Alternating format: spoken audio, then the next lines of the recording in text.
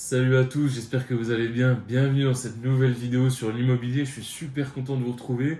Et aujourd'hui, je vais débunker 6 croyances limitantes qu'ont les primo-investisseurs ou les futurs investisseurs immobiliers par rapport à l'immobilier locatif. Donc c'est parti. Et avant ça, n'hésitez pas à vous abonner à la chaîne parce qu'il y a plein de téléspectateurs comme vous qui suivent les vidéos, qui aiment les vidéos, parce qu'ils les suivent jusqu'au bout par exemple. Mais 70% ou 80% d'entre vous ne sont pas abonnés à la chaîne. Donc s'il vous plaît, abonnez-vous, c'est totalement gratuit. On vous donne des news toutes les semaines, on vous crée un short toutes les semaines pour vous donner plus d'informations sur le Luxembourg, sur l'immobilier, sur la bourse. Donc n'hésitez pas à vous abonner, c'est totalement gratuit. Perdons pas de temps, entrons dans le vif du sujet. Donc les croyances limitantes sur l'immobilier locatif. La première croyance, ça va être qu'il faut être riche pour investir dans l'immobilier. Alors ça, on l'entend tout le temps sur toutes les chaînes YouTube, sur toutes les conversations avec les collègues de travail, avec la famille. Alors, permets-moi de te dire que c'est totalement faux parce que il faut absolument pas être riche pour investir dans l'immobilier locatif. Car l'immobilier locatif, c'est le seul et unique investissement qui se finance à crédit grâce aux banques. Bien évidemment, tu peux trouver un bien immobilier, trouver une bonne affaire, vouloir l'acheter, demander à la banque de le financer. Forcément, en 9 cas sur 10, il y a une banque qui va te financer, sauf si vous êtes trop endetté. Et ensuite, vous pouvez mettre le bien en location et ça tourne tout seul. Et vous avez mis que l'apport, les frais de notaire par exemple, et les frais annexes comme les frais de dossier, les frais de la banque, etc. Donc totalement faux, il faut pas être riche pour investir dans l'immobilier locatif. Il faut juste trouver le bon interlocuteur bancaire qui va pouvoir vous financer votre opération. Deuxième croyance limitante, il faut avoir un gros apport pour investir dans l'immobilier locatif. Ça aussi, c'est totalement faux, hein. C'est lié à la croyance dont je vous parlais précédemment. On peut investir dans l'immobilier sans apport, même si c'est de plus en plus dur en 2024. Oui, bien sûr, on sait bien que la Banque Centrale Européenne et notre amie Christine Lagarde a remonté les taux. Donc maintenant, les taux d'emprunt à la banque ont augmenté. Donc voilà, le marché est assez calme, même si ça commence à reprendre à l'heure où je fais la vidéo. Là, on est le 22 novembre aujourd'hui où je tourne la vidéo. Donc ça commence à aller mieux, mais c'est de plus en plus dur d'avoir du prêt immobilier sans apport, mais c'est totalement possible de le faire pour acquérir votre résidence principale.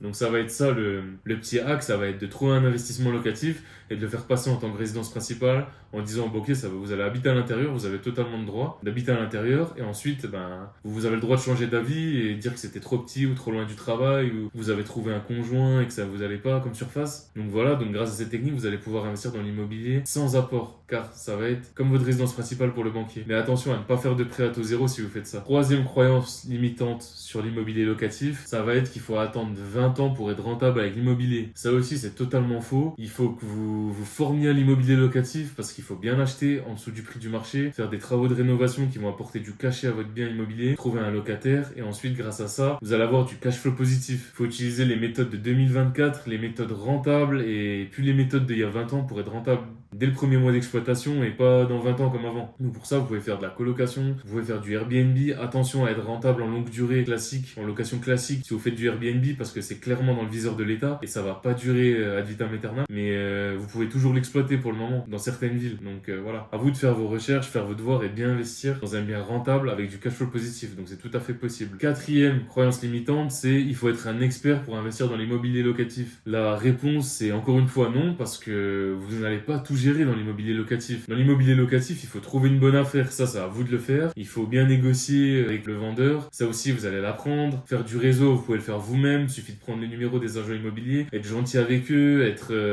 montrer que vous avez envie d'investir dans l'immobilier. Vous n'êtes pas juste là pour visiter comme un touriste.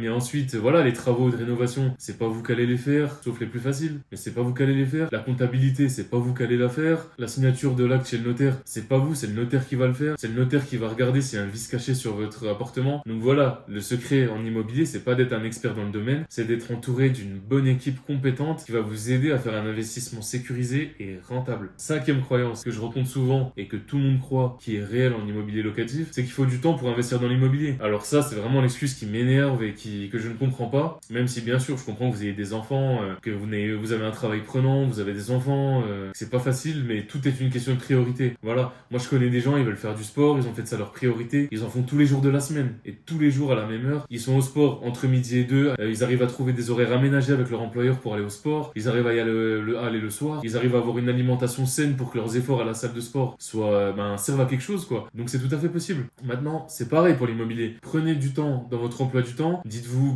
fixez-vous 1 heure tous les soirs où vous allez chercher les annonces Le Bon Coin, 1 heure en télétravail entre midi et 2 où vous allez aller visiter des biens, je ne sais pas moi, 1 heure où vous allez passer sur votre chantier pour surveiller les artisans, pour voir s'ils travaillent bien, vous allez pouvoir manger, boire le café avec eux, manger les croissants avec eux pour que tout se passe bien sur votre chantier. Éliminer les distractions. Vous n'avez pas le temps, votre temps est précieux. On essaye toujours en 2024 d'attraper votre temps comme ça, de vous l'enlever, mais faites attention. Les pubs sur Facebook, ça va vous enlever votre temps. Les pubs à la télévision pour vous vendre le produit brillant, etc. C'est de la perte de temps. Netflix, pareil, trop de vidéos YouTube de divertissement, c'est de la perte de temps. Bien évidemment, faites-le quand vous êtes, si vous avez bien travaillé, vous avez fait votre sport, vous avez travaillé sur votre immobilier. Faites-le, accordez-vous une petite pause, bien sûr, sinon vous allez faire un burn-out. Mais prenez du temps pour investir sur vous et votre avenir, parce que vraiment, quand vous allez être à votre retraite, votre vous de 2050, il vous remerciera. Et enfin, la dernière croyance limitante pour l'immobilier locatif, souvent c'est les banquiers qui nous les mettent dans la tête. Ça va être quoi? Ça va être qu'il faut être propriétaire de sa résidence principale. Ça aussi, c'est complètement faux. Il faut pas